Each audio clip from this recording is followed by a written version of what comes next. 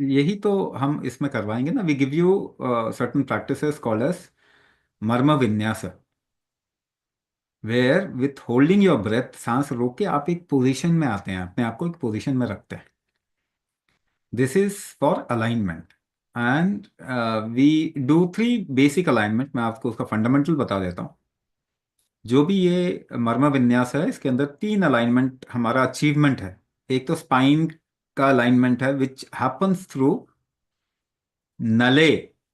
इसको नले कहते हैं, मिडल ऑफ जो कमर है ना, कमर के इनसाइड वाले पार्ट को अगर आप अलाइन करोगे तो स्पाइन का अलाइनमेंट होगा।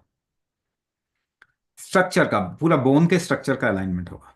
Second alignment is middle of chest. Middle of chest, if that gets align, then your heart and lung function will become better. तीसरा अलाइनमेंट है नाभि, नेवल, है ना, नेवल अलाइनमेंट। नेवल अलाइनमेंट अगर आपका ठीक नहीं है तो metabolic disease, every disease has something related to metabolism.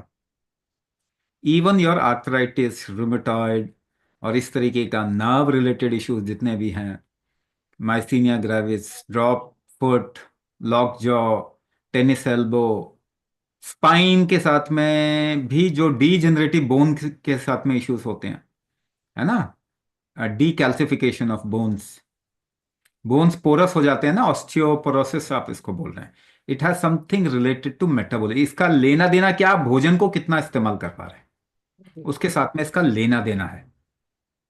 तो अगर मेटाबॉलिज्म ठीक नहीं करेंगे तो फिर आप ऑस्टियोपोरोसिस कैसे ठीक करेंगे, मतलब ही नहीं बनता। बोन की वीकनेस कैसे ठीक करोगे, इवन बोन गेट्स फ्यूज्ड, क्योंकि बीच में जो उसका कार्टिलेज है और बोन्स के साथ में जो लिगामेंट्स हैं वो कमजोर हो गए, कार्टिलेज रीजनरेट नहीं हो पा रहे। तो रीजनरेशन कैसे होगा, मेटाबॉलिज्म इंप्रूव होगा तो रीजनरेशन होगा। ये हमने प्रूव करके दिखाया कि neuro regeneration, even tissue regeneration कुंभक से होता है।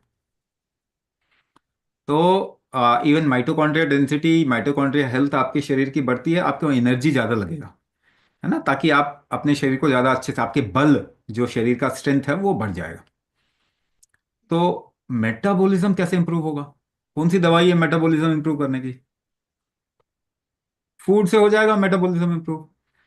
तो आप क्वेश्चन करो अपने आप को, पूछिए, देखिए, 60 साल का इंसान 60 साल तक भोजन किया, कमजोर हुआ, ताकतवर हो गया। 80 साल का इंसान 80 साल तक भोजन किया, फूड खाया, सुपर ह्यूमन हो जाना चाहिए था उसको, पर वो कमजोर हो गया, कब्र में पांव लटक गई।